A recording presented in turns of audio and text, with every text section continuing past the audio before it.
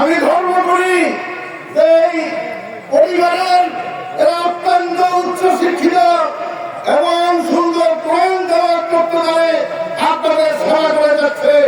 এই যে 9 জন ওয়ারিসাতুল আম্বিয়া হিসেবে এরা তৈরি হয়েছে। আজকে যখন আমি এসে এদেরকে দেখলাম যে সকলেই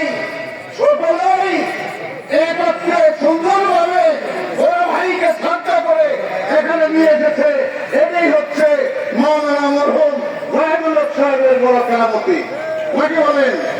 এবং আপনারা দেখেছেন এবং উনি কি বলে গিয়েছিলেন যে আমি পুকুরে রেখে গেলাম পানি, শুনেছেন আপনারা?